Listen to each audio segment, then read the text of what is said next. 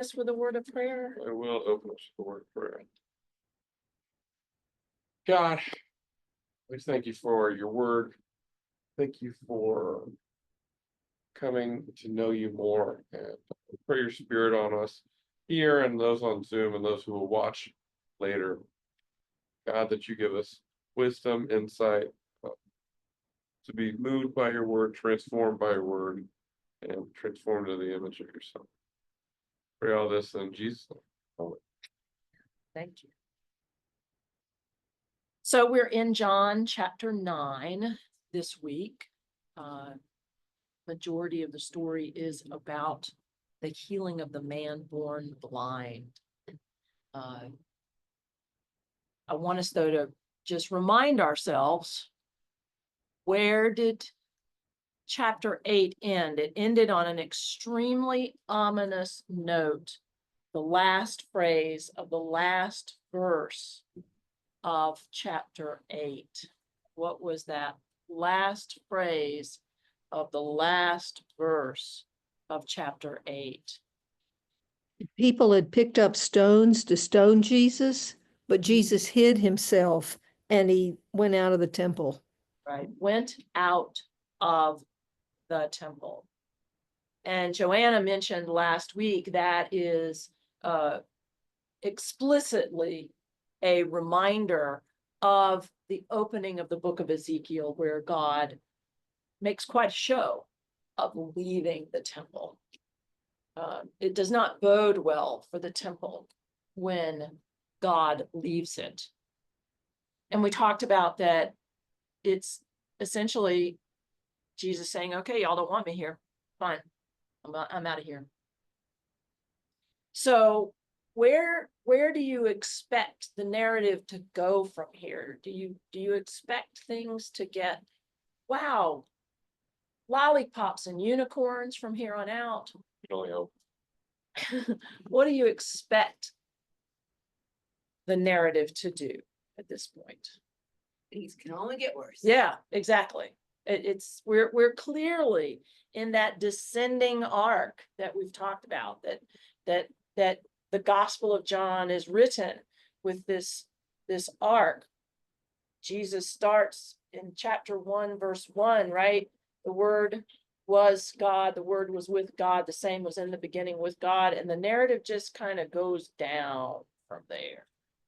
And it's going to hit rock bottom in a couple more chapters. And then the narrative starts to move back up. And part of that upward motion, ironically, is going to be the lifting up of Jesus onto the cross. We think of that as a dark moment, but for John, it is a lifting up. So we're on that very steep descent here. So what's about to happen happens just outside the temple precinct. And we've been outside the temple precinct. We remember that there is a pool. The pool of Siloam is just outside the temple precinct, right? Because we've been observing what holiday? Jesus is in town to observe what holiday? Sukkot, Yes, which is commonly called the tabernacle. Tabernacles, exactly. And two of the real strong elements of that are water and light. Let me let Mary Ann in here if I can do this. Oh, I'm driving backwards. You see. Hi, Cecil. Hey, Cecil. Look at you here live and in person. Hey, Mary Ann, we're glad you're here. Thank you. Glad to be here. So two of the strong elements of the observance of Sukkot, of tabernacles, water and light. Remember, how does Jerusalem look at night during tabernacles? All lit up. All it up because the underwear's right. Right, because we're burning underwear. I have another Zoom I have to hop on right Okay, now. Okay. okay. Sorry. We're burning priestly underwear. Yeah. That's what they did. Are you serious? Yes, I'm serious. They used the old underwear as the wicks to get the candelabras going and the cauldrons burning. Yeah. So we've heard about water, right? Come to me, those who are thirsty. And we remember that there's the pool of Siloam because part of the water ritual is to get water in a big golden pitcher out of the water, out of the pool of Siloam, and take it over to the temple, and they would pour water out. This is really a sort of intentionally lavish and exuberant thing. We've got so much water, we're just going to pour it around. So we're celebrating the fulfillment of the harvest, God's provision for the harvest, pouring water around. And then the other element is light. And that's where Jesus is going to draw the imagery that he uses in chapter 9. So he goes out. Oh, okay. We're going to watch a dramatic reading. Oh my. Well, we'll come back to that. I need my Zoom jockey to do this. So tell me today's story about the healing of the man born blind. It reminds us of something that happened in chapter 5. What happened back in chapter 5? What did Jesus do in chapter 5?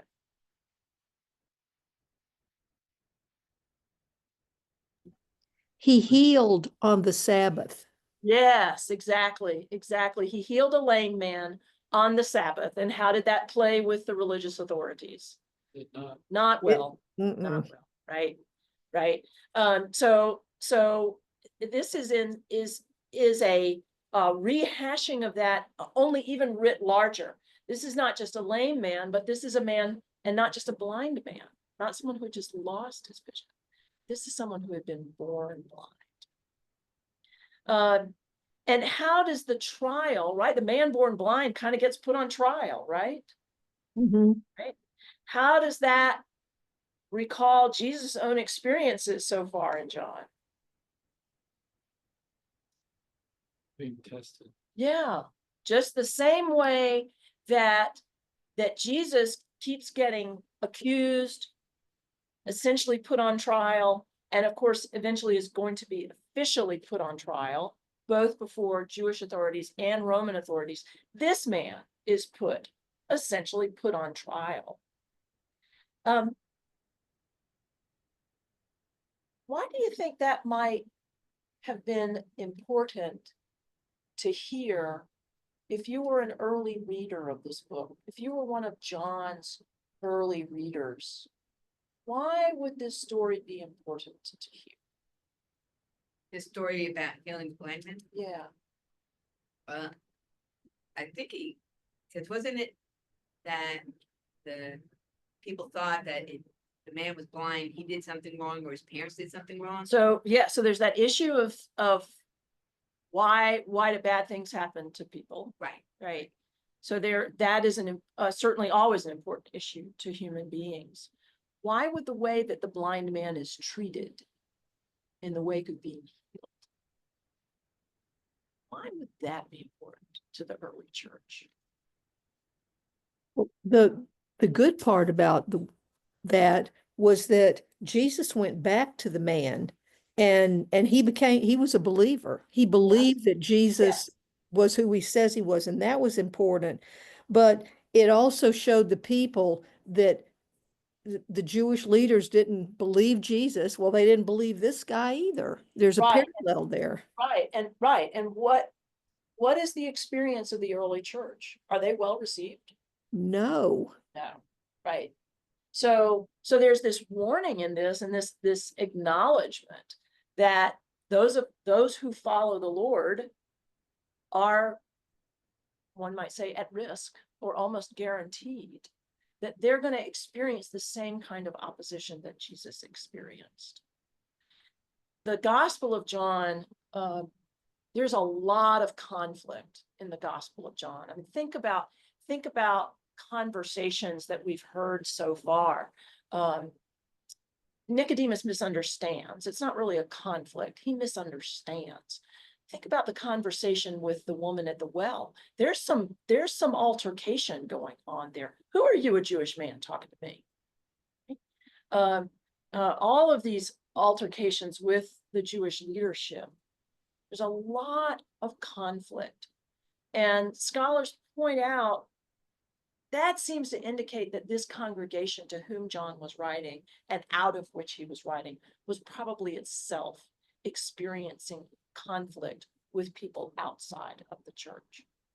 Probably quite literally with the synagogue down the street. There's just a lot of antipathy towards the Jews in this gospel in a way that there is not in the other gospels.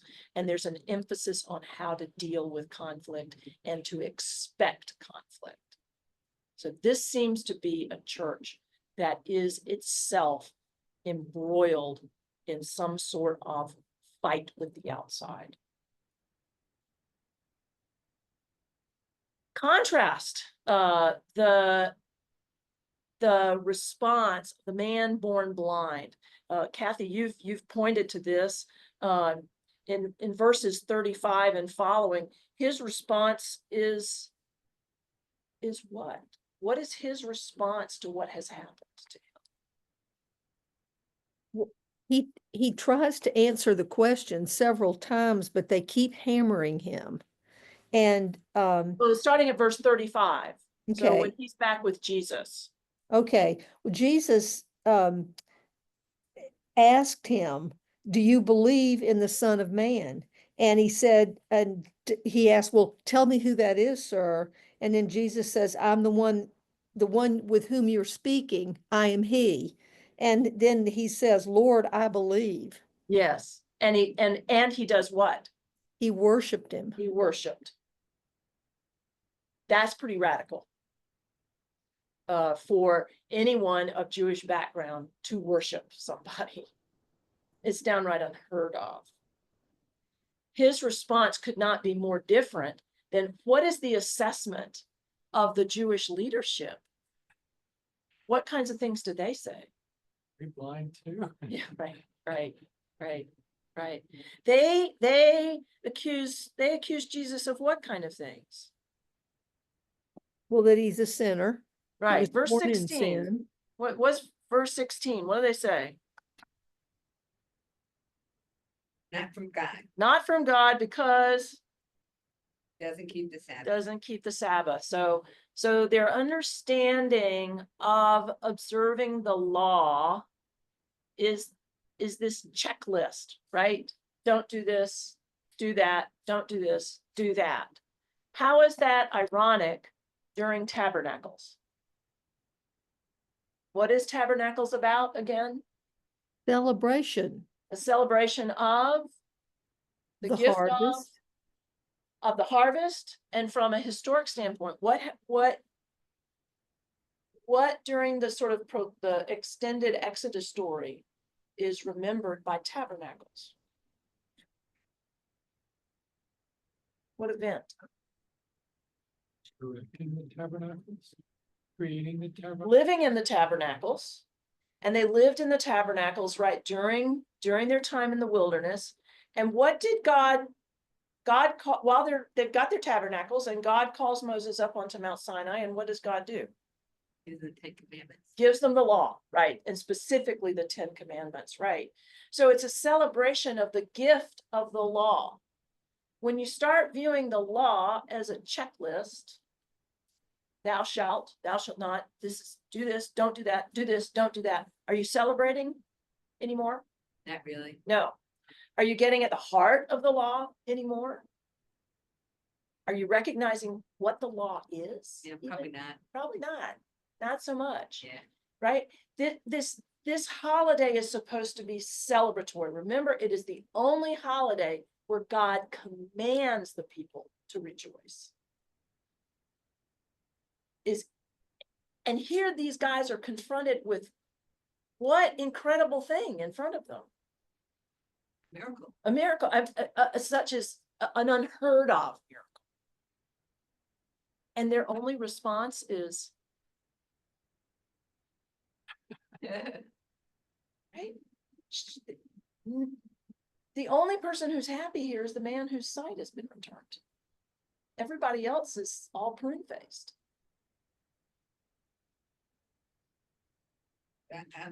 So I have a question. So Yes, my Bible says in verse 16, after saying the Pharisees say the man's, mine says, but others ask, yeah, how can a sinner do such miraculous signs? For they were divided. yeah, Does that mean that there were some Pharisees that were for Jesus? absolutely. Yeah. Absolutely, right. Remember Nicodemus It's an example. is an example of he's at least part of the Sanhedrin, we think, right? Joseph of Arimathea, right? So, He always seems to be just astounded or just can't believe what's happening because it's contradicting what they've always believed. yes. And it's flying in the face of their sense of self-worth, right? Their self-worth seems to be rooted in, I follow the law. I never disobey the law, right? We know that from Paul. Paul clearly took great pride in the fact that he was a law-abiding Jew. And this guy, Jesus, is acting like that doesn't matter. Right? Nobody likes it when their sense of self-worth gets threatened.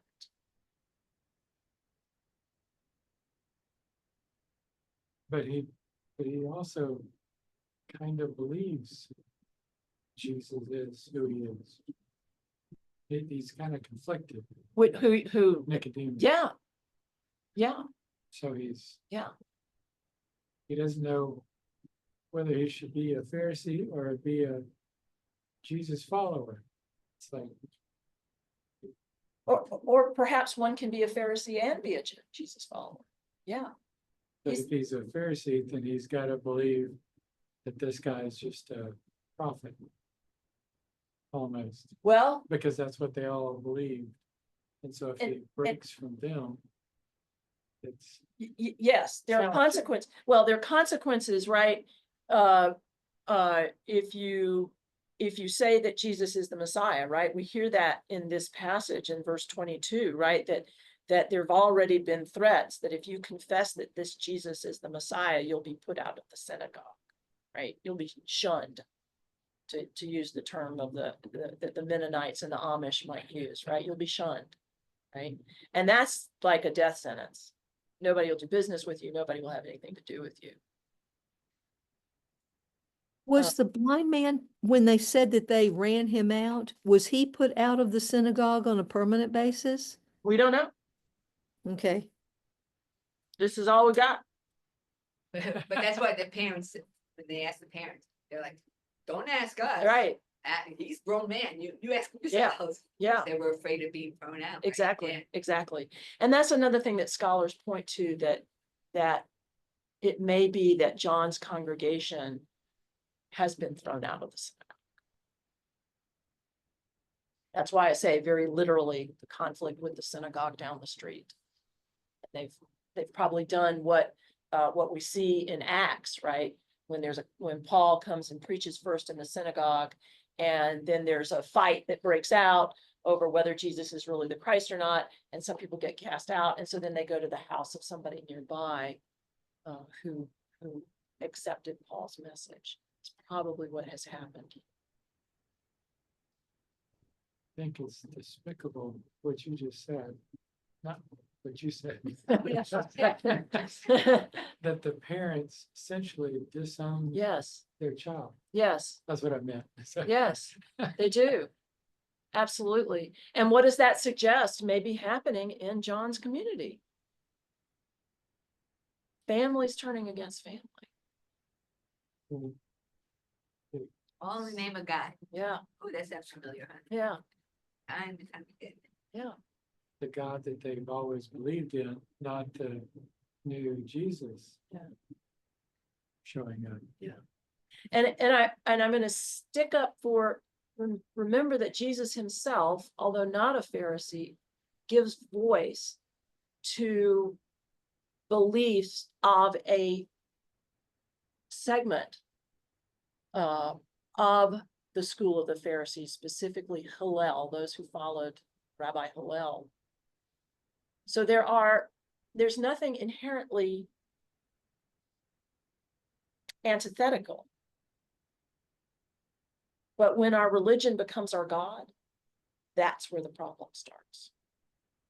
And that's what's happened for these Pharisees. Their religion has become their God.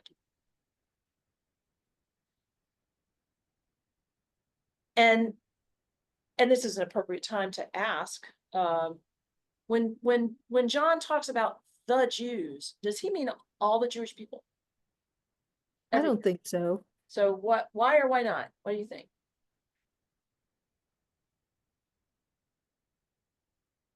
I think he's talking about the Jewish leaders, perhaps the Pharisees, because when they refer to the Jews do not accept blah, blah, blah, he's talking about the leaders, and they want to be in control. They want to have the say. Everything has to go by them.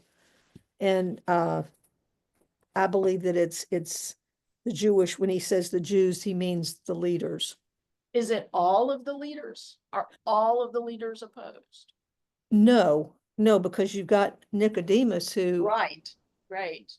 And we're going to meet Joseph of Arimathea, right? And we've got some people who were involved in this conversation, like you said, Amanda, who seem like, well, how can a man who is a sinner do things like this? They seem to be insiders to this conversation that suggests they are too Pharisees as well. Who else is Jewish in this story? Jesus is Jewish. Jewish is Jewish, right? This man is Jewish. Who else is Jewish that follow him around? The disciples. The disciples are all Jewish, right? So John does not mean to say that everybody who's Jewish is our enemy, but his life situation is making him use that term for whatever reason, right? This is a great passage to think about some of the themes that we've talked about from John. So let's do that. One of the themes in John that we've talked about is dualism. This computer science people, right? Zeros and ones, right? It's either this way or it's that way. And there's no room between, right? On or off. So what are some things that are put in stark relief here?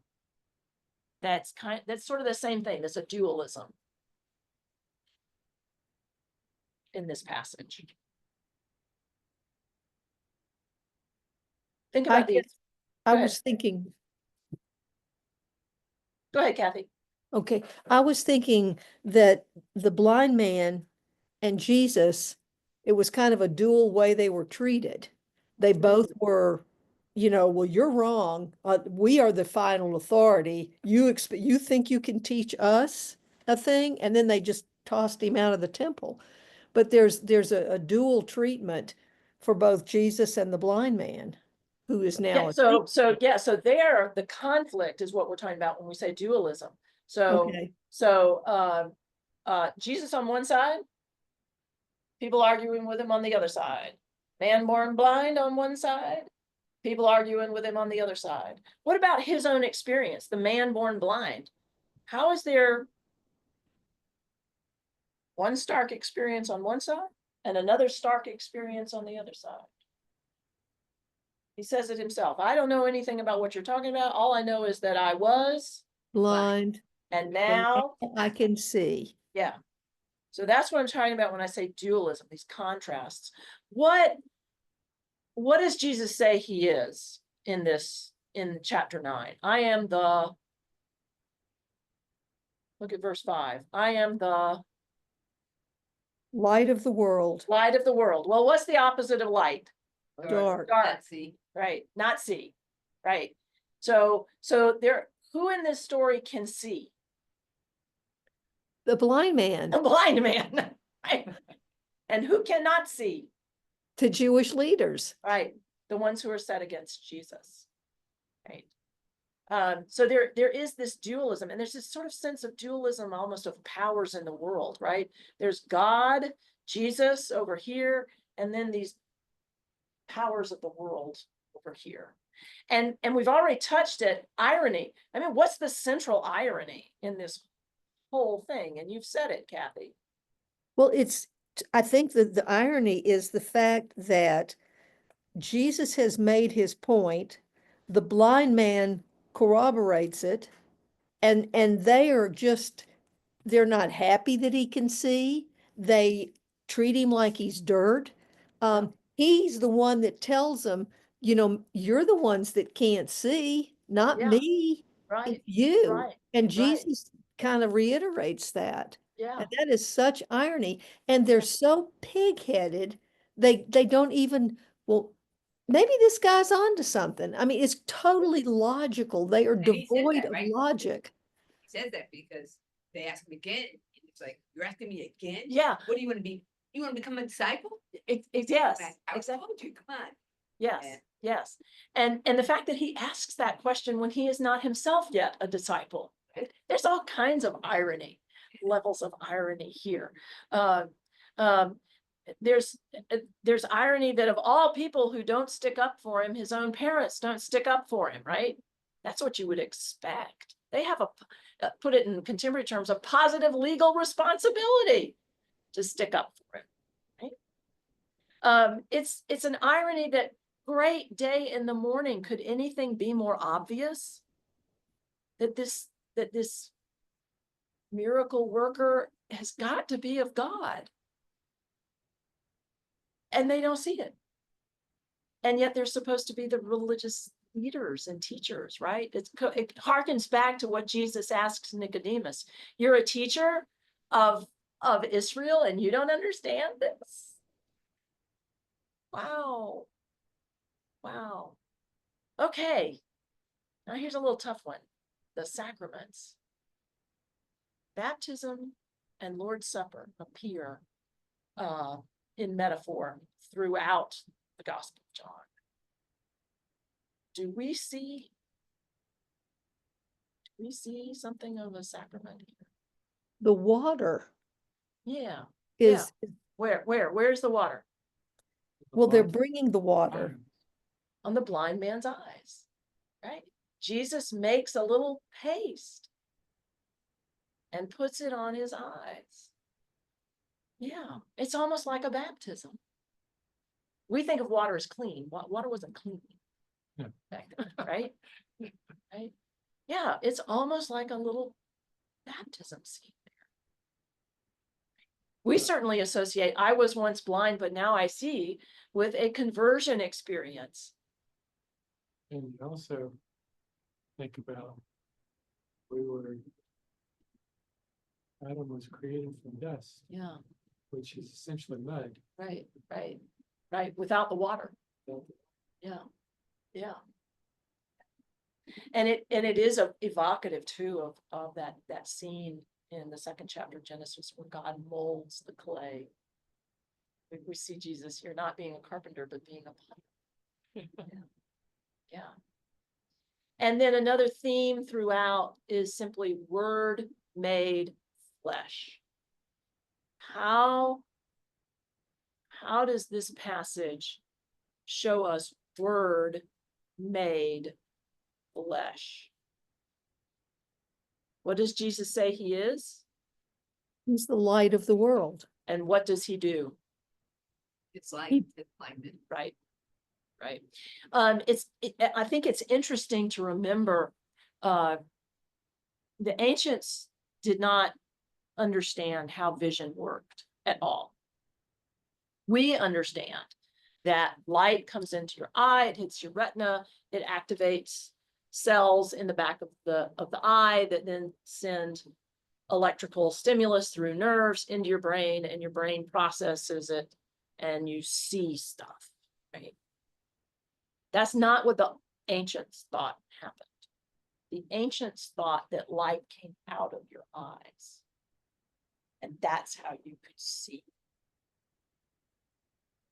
So essentially, when Jesus says, I am the light of the world, and then he gives sight to this man, it is that now he has light comes out of his eyes, whereas his eyes were dark. This is a great example we've talked about in the book of signs, right? That Jesus will do something. And then a sign, and then he will have a discourse where he explains it. So a great example, right? The first sign, what was the first miracle that our Lord performed? Water to wine. Water into wine. And then he has a conversation with Nicodemus about new life. So that the sign illustrates the discourse and the discourse explains the sign. So this is really the best example in the entire book where John is, wow, he's really got it put together here.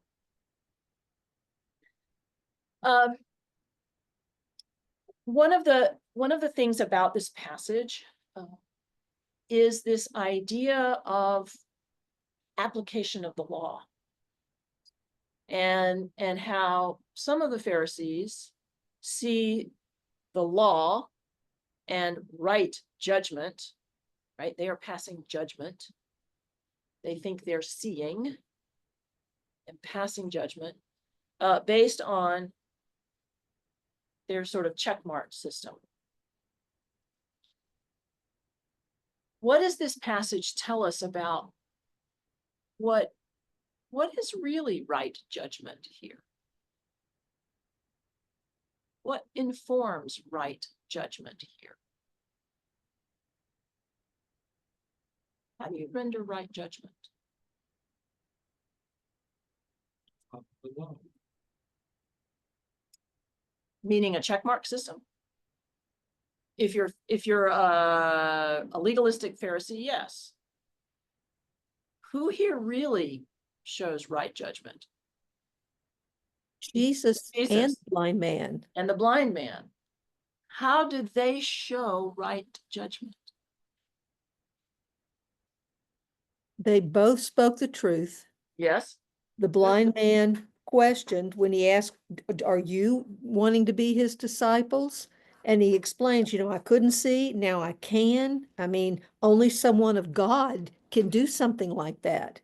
He would have to be of God. I mean, again, the blind man is just using common sense and logic to Yeah. explain himself. And the Jews, the Jewish leadership are so convinced that the way they see it is the only way it can possibly be, quote, right. Yeah. And they're so wrong. And how is it that Jesus renders right judgment here? What does he do that shows right to judgment?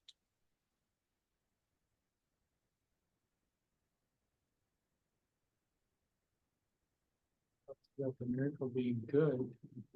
And even though it was done on the Sabbath. Right. So, and the Pharisees were saying, well, you're not supposed to work on the Sabbath. And by doing a miracle, that was wrong to do on the Sabbath, even though it was the right thing to do. Exactly. Jesus sees that this is the right thing to do. And I do think that the referencing the fact that he makes that little clay, that little paste, is reminding the reader, and it was reminding anybody who was watching him, of God's creative activity. It is always right to save a life. It's always right to preserve life. In the Synoptics, Jesus will ask that question: which of you, if you saw your sheep in the ditch or your cow in the ditch, wouldn't pull it out, even if it's on the Sabbath, right? Because if it's stranded like that, Yeah. he'll die. Right? So it's always right to preserve life. So Jesus shows this right judgment. I want us to look back at the very beginning of John. And somebody read for us just John chapter 1, verse 1, and we're going to tie this to this idea of right judgment. In the beginning was the Word, and the Word was with God, and the Word was God. Thank you. And we've talked about that the word, the Greek that underlies this is a logos, right? And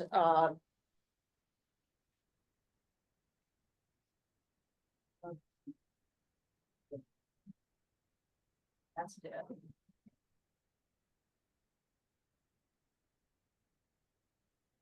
Think about dry erase markers, they dry They up. dry up, right? So logos. Okay, which is word. And to a Greek, this meant a sort of, I'm gonna borrow from Einstein. Unified field theory, right? That it's something that holds everything together.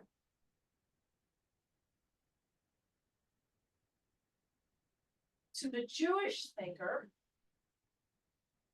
it really is more akin to the word wisdom. Because we're going to see that that is going to be tied to creation. So let's look at some verses in Proverbs. Let's start with Proverbs chapter 8, verse 12. Somebody read that. Proverbs chapter 8, verse 12.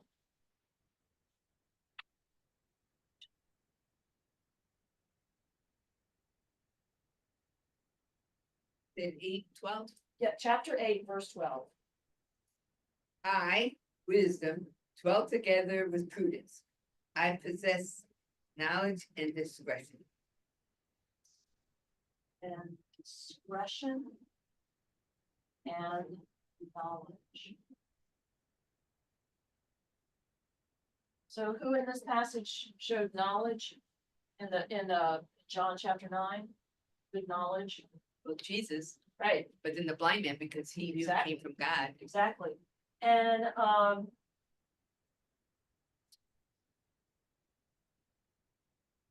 yeah. Let's look at our next verse. Proverbs 14:33. Somebody read that for us. 14:3. 14:33.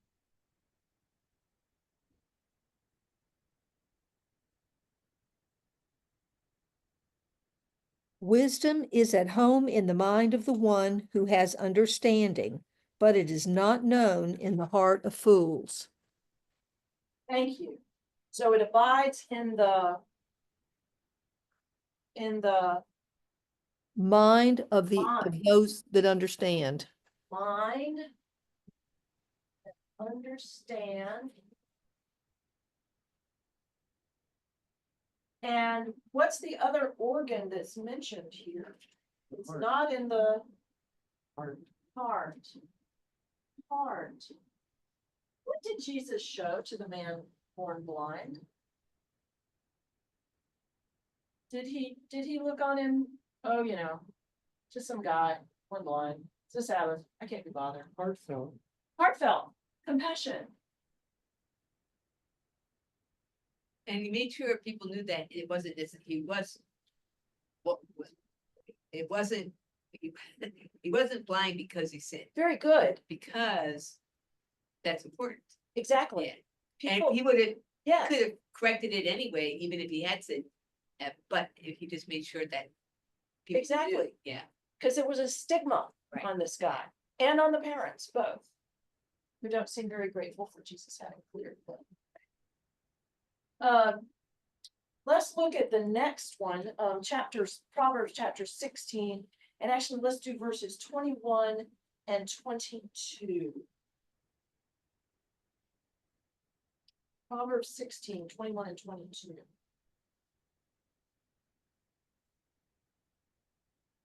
The wise in heart called discerning.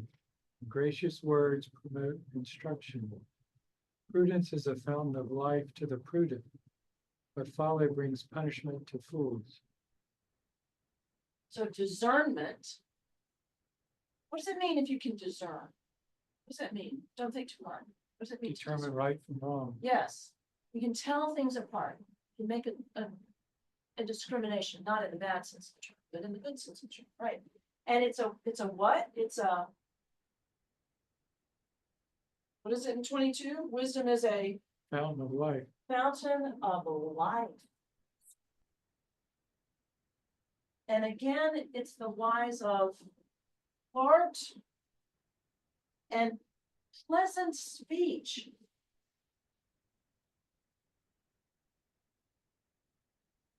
Say things that are nice. And that makes you persuasive. Oh, it would be hard to be persuasive if you're mean. Right. I mean, people would just shut Right. down. Right, But if you're kind, then they'll listen to you. yeah, They won't just hate you right, if you're mean. right, right, because people go on the defensive if mean to. And then they won't want to change. Right. No matter what you say. Yeah, exactly. And let's look at the last one, Proverbs 26, verses 4 and 5. 26, 4 and 5. Do not answer a fool according to his folly, or you yourself will be just like him. Answer a fool according to his folly, for he will be wise in his own eyes.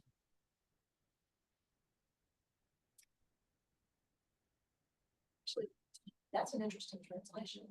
Amanda, do you have a different translation? She does, because the previous ones we were reading, it was a lot different than mine. 5, 4 and 5. 26, 4 and 5. do not answer a fool according to his folly, or you will be like him yourself. Answer a fool according to his folly, or he will be wise in your own eyes. Yes, that's that's what the RSV does, basically. Yeah. What translation do you have, Cecil? NIV, NIV, yeah. NIV didn't like this one. This is, to my mind, this is the coolest 2 verses in the entire book of Proverbs, because they say the exact opposite thing of each other. Verse 4 says, don't answer a fool according to his folly, or you'll look like an idiot too. And verse 5 says, answer a fool according to his folly, or he'll look smart in his own eyes. The issue there is you have to be able to tell when to do one and when to do the other. That's really at the heart of the book of Proverbs, is that wisdom is about discretion and about discernment. which is difficult when you read those two. Yes, It's like, yes, what do I do? yes. There are other places in Proverbs where it'll say one thing in one place, and then off somewhere else, it'll say the flip side of it. This is where it puts the 2 right next to each other. That the wise person can tell what kind of situation they're in and how to respond to it. Who shows absolutely no wisdom in today's passage? Say the Pharisees. The Pharisees, right, right. The Some appro- of the Pharisees. Right, some of, Yeah, some of them, right. Here's a man born blind. The appropriate response is compassion. He's healed. The appropriate response is to celebrate. They are unable to discern what the appropriate response is. The man born blind is the one who is able to discern what the appropriate response is to this situation, to worship. Let's also go to the prophet Isaiah. Remember that Jesus in the book of John makes several I am statements, right? And the one tonight that we're focusing on is, what does he say in chapter 9? I am The light. the light of the world, right? So let's look at these passages from Isaiah. gonna draw on the board again. Red this time. Somebody read for us Isaiah chapter 42, verse 1.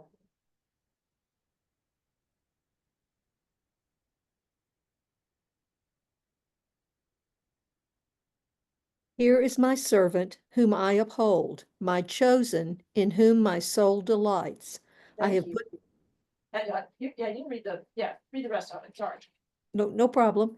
I have put my spirit upon him. He will bring forth justice to the nations. Thank you. So some people rightly point out that only a servant of God could do what? For miracles. Perform the miracle. So some of these people seem to be able to discern that the chosen one is in front of them. They seem to be able to say, ah, behold, God's servant, in whom God delights. Who does not recognize that? I know The Pharisees. Right, Some we're of the- beating a dead horse, but right, they keep saying he's not God. He's a sinner. Let's look at Isaiah chapter 42, verse 6 through 9, and then verse 16. So somebody read for us chapter 42, verses 6 through 9, and then verse 16. I, the Lord, have called you in righteousness. I will take hold of your hand. I will keep you and will make you to be a covenant for the people and a light for the Gentiles. To open eyes that are blind, to free captives from prison, and to release from the dungeon those who sit in darkness. I am the Lord, that is my name. I will not yield my glory to another, or my praise to idols. See, the former things have taken place, the new things I declare. Before they spring into being, I announce them to you.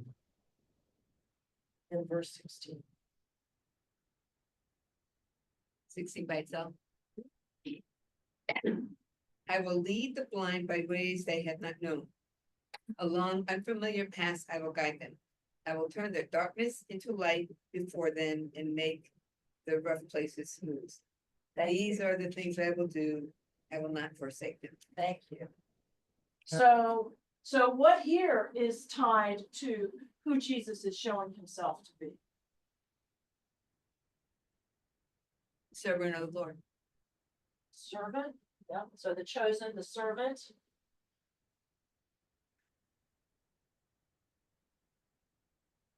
What does he do that is talked about in verse 7? Chapter of Isaiah 42. Open the eyes of the blind, Open the eyes of the blind. And and I will turn darkness into light. yeah, In 16. yeah. And look in verse 6, I have given you as a covenant to the people, a light to the nations.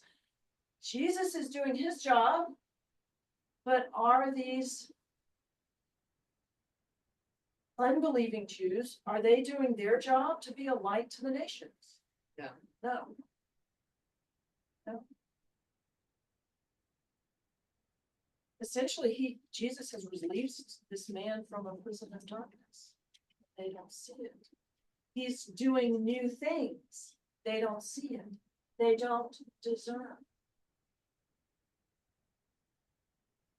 And yet Jesus is very clearly showing himself to be the fulfillment of these things. Is this, this, blind man getting his sight back, or that is this in the other gospels? No. Only John.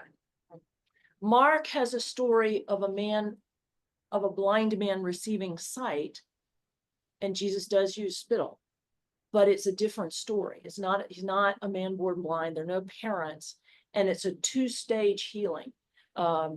Jesus heals him, and he says, well, what do you see? And the guy says, well, I kind of see people walking around, but they look like trees. So everything's still blurry, and Jesus touches him again. So it's a different story. So, observation. When she read 16, word for word in my version. Huh. Interesting. Yeah. Yeah. Yeah. The parts they like. Um. So. There are some invitations, related to relationship with Jesus throughout the Gospel of John. We've seen them previously. Most of them occur in the first chapter. I want us to look back at those and tie them to today's story. John, In John, yes. Chapter 1. Actually, let's start with the titles that John sets forth. In chapter 1, verse 35, what title is ascribed to Jesus? The Lamb of God. Yes. And then in verse 38, he's given a title, Rabbi, Rabbi. Yeah. And then in verse 41, he's given a title,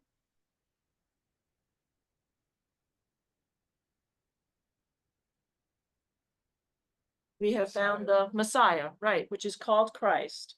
And then in verse 45, not a title, it's sort of an identity. son of Joseph, And he is One Moses wrote about. exactly. And the prophets. So what does this passage today, chapter 9, say about wisdom as discernment vis-a-vis these titles?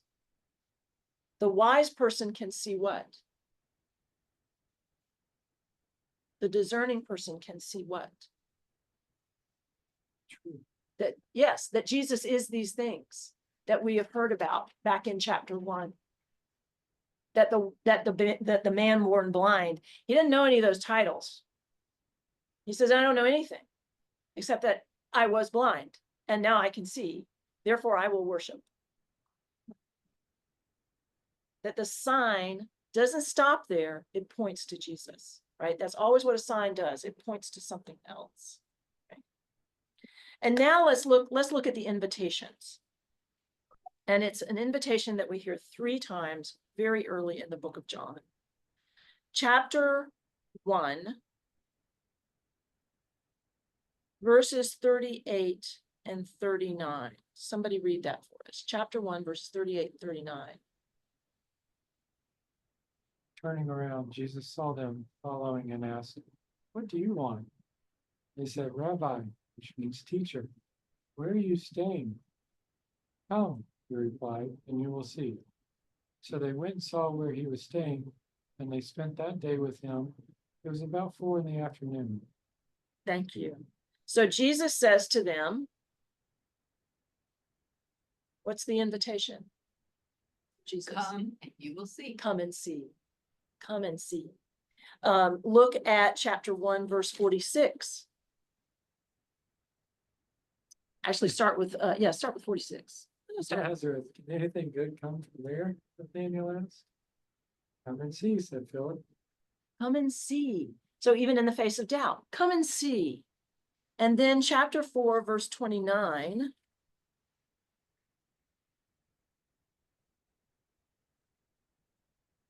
Somebody read that. Come, see a man who told me everything I ever did. But this be the Christ.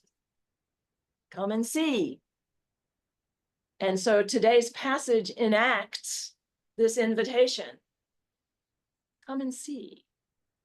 Come and see. I'm going to grab, Requires no faith, say that again. which requires no faith. If you're seeing something, you don't have to have faith that it exists. Just see it. You're seeing it. Just see it. Yeah. Just see it. But if you don't have faith, you need to see it. Yeah. And there, in this passage. Yeah. John is perfectly comfortable with people believing because they see. Now, things are going to change when it gets to Thomas, right? But it's okay to want to see. What's not okay is to see and not believe. Perfect timing. Oh, no. Wrong. No, nothing's wrong. Sorry about that. So what I'd like us to do is look at a dramatic reading of this passage. Right, yes. Uh, But, I stumbled on this literally decades ago. I could not sleep. And I turned on the television and I was channel surfing. And I stumbled on this and I was riveted. I couldn't change the channel. And I said, I have to get this. And you can, it used to be you could buy it in VHS. That's how long ago this was. And I think you can get it in DVD, but you can find everything on YouTube. Yeah. And so I found this particular excerpt. It is I will date myself, a 4-video series. Book of Genesis, the book of Exodus, the Gospels, and the life of Paul. Read dramatically. Single reader. And I'll say on location, in the sense that they went to the Holy Land and they found sort of evocative locations to film. And there's a little bit of commentary in between that focuses simply on the dramatic nature of the narrative. This reader is not himself Christian or religious, but he appreciates a good story and he knows how to tell a good story. And so we're going to hear. He wasn't a Christian reading. at the time. You He's- don't know now, right? Well, he is passed on. So he is in the hands of a great and good God. minute mark, sorry. That's all right. It's 34, Yep. even 34. 34 minutes even. No trouble. Yep. All right. Let me. He's Here. got a good voice. Yeah, you know.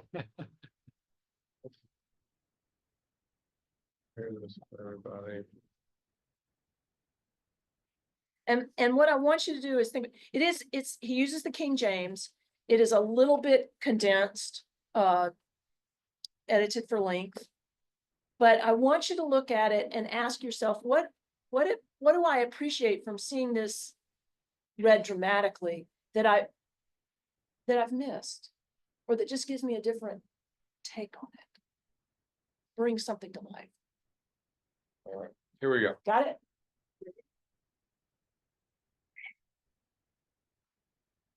This, Volume. where's that coming out of? It's coming out of here somewhere.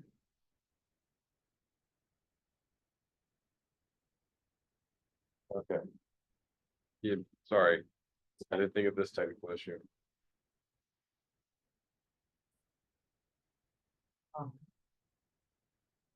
Where's my speaker? It should be that. So let's try this again.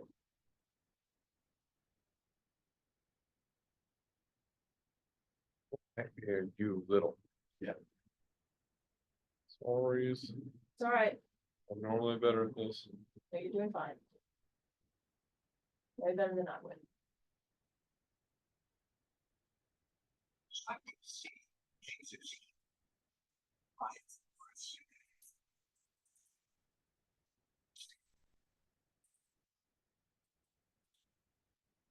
Hang on this. We're working on the audio. Sorry. It's okay. It's okay.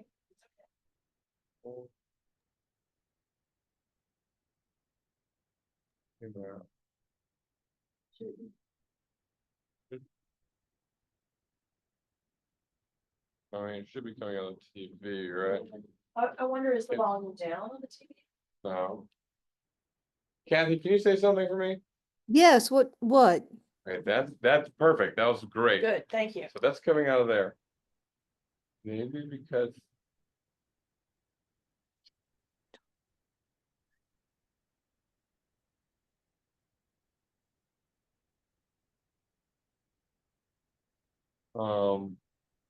Hmm, Here's your. yes.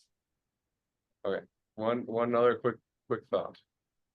I think you got it. Yeah? Are you hearing it fine? No, I can't hear No. anything Interesting. except your and Mary Elizabeth's conversation. So you could never hear the audio of the clip. I heard it at first for just a few seconds, but it was very low volume. Okay.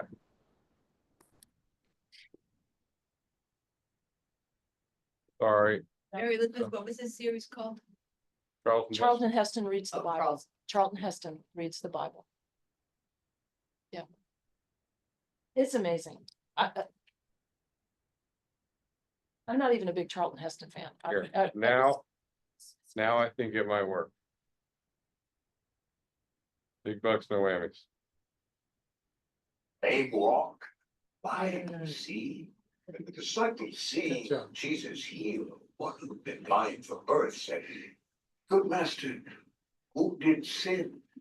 This man or his parents, that he was born blind?" And Jesus said, "Why callest thou me good? There is not good but one, that is God. Neither this man nor his parents sinned. This was, for the hand of God should be made manifest in him. I must do the work of him that sent me while it is day. The night cometh, when no man can work." Then came certain Pharisees, and they said to him who had been born blind, "How were thine eyes opened?" He answered, "By a man called Jesus. He said to me, go to the pool of Siloam and wash, and I went and washed, and I see." Then they said, "This man is not of God, because he keepeth not the Sabbath day, for it was the Sabbath." They said, "What sayest thou of him, that he hath opened thine eyes?" He said, "He's a prophet." Then they said, "Give God the praise. We know that this man is a sinner." He answered, "Whether he be a sinner, I know not. But one thing I know, that I was blind, and now I see." But they said again, "What did he to thee?" He answered them, "I've told you already. Wherefore would ye hear it again? Will ye also be his disciples?" Then they said, "Thou art his disciple. As for this fellow, we know not from whence he is." The man said, "Why, here's a marvelous thing. Ye know not from whence he is, and yet he has opened mine eyes. Since the world began, never was it heard that anyone opened the eyes of one that was born blind." Now Jesus heard, said to them, "I am the light of the world. He that followeth me shall not walk in darkness, but be free." That was great. Isn't it? Jesus came again. Stop. Oh, and interesting for those who were with us for John chapter 8, Charlton Heston puts the woman caught in adultery after the man being healed who was born blind. So even Charlton Heston moves the story around. So, so what's something that you noticed that you might not have noticed otherwise? Well, the way he read it, the blind men get irritated, like, come on. I was blind. I'm not. It's a miracle. He's God. That's it. Yeah. Quit bugging me. Yeah, yeah, Get with the story, you guys. yeah, yeah. I love his body language Yeah. when he enacts the prune face. Oh, yeah, that was good. too. And that really brings out an irony here. What do they say? Give who the glory? God. God. Is that really what they want? Are they interested in giving God glory, or are they interested in discrediting Jesus? Discredit Jesus. Right. They're not, the irony is they're the ones who are not giving God the glory. They're bending over backwards not to give God.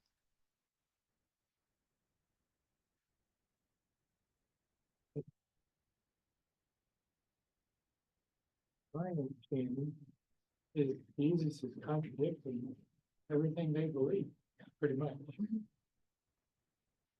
And their self-worth is dropping like a rock. Yeah, Yeah, I think that's what you said also just so powerful, like. When that in 24, give God the praise, we know that this man is a sinner. And where have they once given God? It's almost like, go back to being blind, yeah. make our lives easy, Right. damn Yes. it. Yes. This whole seeing thing really messing us up. Yeah, Which I'm sure, which then his response is just so cheeky. Oh, you want to believe in him too? yeah. That's good. Elijah would have been proud, Oh, yeah. you know? I Yeah. thought Pharaoh had a hard heart. Boy, Right, these guys could give Pharaoh lessons. yeah, I mean, it's so clear. yeah, An uneducated blind man could see it, but they couldn't. right, Jesus said, the babies will see it, but some people will never see it. yeah. Yeah. Boy, are they going to feel stupid when they go crossover.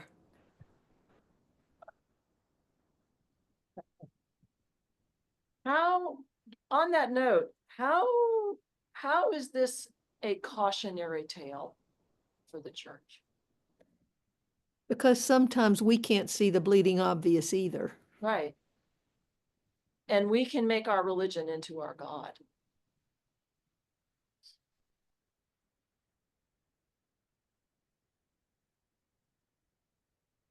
How is it a comfort to Jesus followers?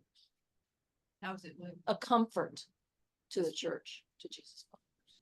That even religious leaders can't understand. Yeah, yeah, So, yeah. you know, one of the scriptures is Jesus is talking to his disciples. And he said something along the lines of, whatever you did for me when I was in prison, or when I It's in was Matthew. begging, Yeah. or Yeah. you did it for me. And I'm like, when were you in prison? When were you begging? So confused. And we need to remember that. As you're showing us helping out the homeless.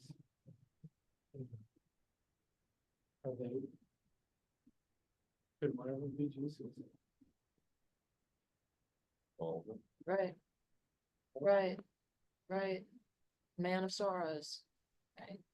Instead Yeah. of just walking by and looking the other way. Brooks is reaching down and helping them up. Amen. And yeah, instead of asking, who sinned, yeah. right? Feed them, right? What does it matter? That what matters is to show the glory of God. And that's what Jesus does in this passage. He shows forth the glory of God. Notice he doesn't take any credit.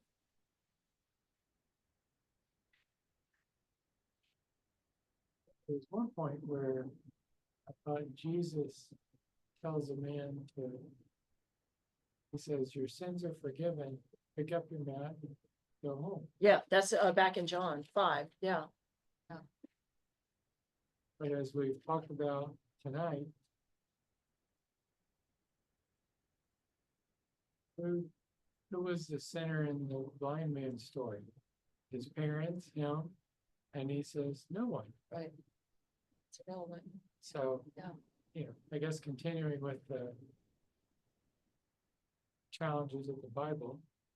In one situation, he's saying, your sins are forgiven, now you can walk. In another situation, he's saying, rub this mud off and then pull a sloan and your eyes will be clear. Yeah. And nobody sinned. It's like, Well, when he says, you're forgiven, take up your mat, his point is because he's anticipating the criticism of his detractors. And he'll say, well, which is easier, to forgive somebody's sin or tell them to walk? God would do either. It's only God. So it's like, okay, fine, his sins are forgiven. He's showing his authority over sins. Here he's showing his authority over creation. And he's giving glory to God. Anything else you want to bring out here from either the passage or Charlton Heston's reading or other thoughts? And you said the whole thing is on YouTube? I have not found the whole thing, Oh, so but I'm sure, bits and pieces. because this one is the synoptics. This whole thing is the life of Jesus. I'm sure the three other major pieces are out there. Yeah, that's at the Bible reading 3. So I'm Yeah, guessing they're 4. if They're you Google Charlton Heston reads the Bible 1. Yeah. Another one would come up. Yeah, this one said Charleston Heston, the Bible 3. That was what it was called.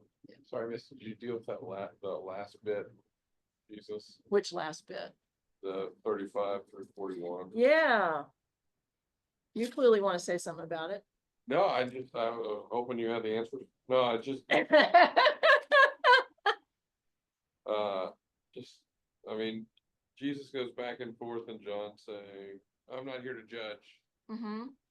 I'm here to judge. I'm not here to judge. Yeah. I'm here Yeah. to judge. Yeah, And it's one of those like, right, for judgment I came into this world. For those who do not see may see, and those who do not see may become blind. he doesn't say, I came to judge. No, he Right? does not. For judgment, I came into this world. So many times, the presence of Jesus is itself, I'll say an apocalyptic flashpoint, right? And what you say about Jesus is its own judgment of you, right? And here, this is scary what he says in 41. If you were blind, you wouldn't have any guilt, but you claim that you get it. Don't many of you wish to be teachers? You know, you say you get it. Okay. Since you say you get it, I'm going to hold you accountable. Yeah. Or you will be held accountable. I think Yeah. that this really, the way I read it, it's just like emphasizing, and we see it emphasized so many other places in scripture, like the importance of humility and like teaching, like people who are humble, even if they're blind, they can learn, they can see, but the people who know can't learn. And so if you know, but you don't, like, how many times you had that conversation with Right. somebody like, no, I clearly know for a fact that like it was Theodore Roosevelt, no, it was FDR. It's Right. like Right. you know, you can't learn, like, Right. but if you're humble, Yeah. important to Christian humility, I guess. Yeah. That is powerful. That when I first started teaching school, a stumbling block I had was when children didn't understand something, I would try to think of different ways to explain it or to show them, where they could understand, say like in mathematics or something like that. But if they had the notion, oh, I know how to do that, and they really didn't, Yeah. you're wasting your time. Yeah. I think the last question is like, how does this challenge followers of Jesus? Sometimes I think I know, and I come to find out, well, I really don't know. And to be receptive to that is a challenge that if you think you know, or you think you've got it, or I think when Jesus said, now we see dimly, but then we will see, completely once we are in the presence of God. And I think this is a good reminder how we need to recognize that we sometimes, need God to just shake us a little bit and go, Kathy, you didn't get that at all. You need to go back and look at that. Right. I wrote on the board a phrase that one of our instructors uses with our students a lot. You don't know what you don't know. in other words, yeah, you're not aware that you're not aware of something. And that's scary. But the good news is that Jesus can give sight to the blind. Unless you're a Pharisee, then that's not good. I think Jesus can even give sight That- to the Pharisee. That was another thing that started coming to my mind was like the reciprocal nature of what he said, like. So I give sight to those who can't see, and those who can't see, I'll make blind. But like, is that the end of it? Or if they become aware of their blindness, like, does it then become reciprocal? Because I mean, that's, I feel like part of Christian humility is like, you get it. And then you grow a little more, and we get a little bit more into a place where we're able to realize, I want a stable foundation, but I get more that I didn't get as much as I Right. thought. Right. And so you can grow again, and then God lets you, like, at least that's how my life I feel like it's been, is I got it. I mean, didn't we all at 16? Like, I got it. Yeah. And then I got to a stable place, and God showed me and stretched me and grew me again. And then I got to a stable place and kept seeing more and more blind spots. I keep seeing more and more blind spots. And that's one of the comforts, and I think a narrative, really smart narrative move on John's part to put the story of Nicodemus so early. That this here is evidently a sincere teacher who's in the darkness and who needs new life and who needs to start over afresh. And Jesus is inviting him into that. And that's us. It's us. There's a song where this man is singing it, and he's talking about his son, and the son, apparently something has happened and the son has used inappropriate language, and the dad goes, "Son, where did you get that?" And then he realizes exactly where his kid got that, and says, "Lord, please help me, help my stupid self." And Yeah. I think that's applicable here. I have learned more from kids than I ever taught them. Yeah. I mean, because kids they just have this intuitive understanding about many things. And sometimes it takes a child to open our eyes. Yeah, I think about in Mark, the man who says, "Lord, I believe, help my unbelief." I can relate. Yeah. So, Well, the blind man, I promise talking, I don't know why, still in New York or something. The blind man allowed Jesus to put the mud on his eyes, and the blind man got up and went to where Jesus told him to go. yes, So I think that's it, is that we just have to be willing to let Jesus help us see. yeah, yeah. And we, hopefully study, come to class, help and be there. And follow his instructions. Yeah. And if the guy went not to the pool of Siloam, but he went somewhere else. Right. Wouldn't you see? Maybe not. Right. Right, Yeah, we've got to have faith in right. Jesus and God. Our Catholic brothers and sisters use the phrase to cooperate with our salvation. But now I'm just imagining like he washed one eye before he could do it, like a wagon comes by and splashes the other eye. It's like, oh no.